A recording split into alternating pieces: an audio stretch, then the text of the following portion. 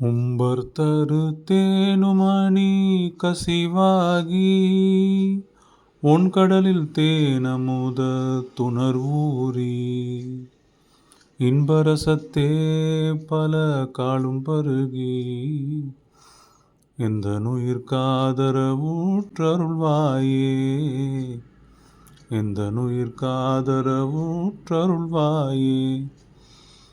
தம்பி தனக்காக வனத்தனைவோனே, தந்தை வளத்தாளருள் கை கனியோனே, அன்பர் தமக்கான நிலை பொருளோனே, ஐந்து கரத்தானை முக பெருமாளே, ஐந்து கரத்தானை முக பெருமாளே.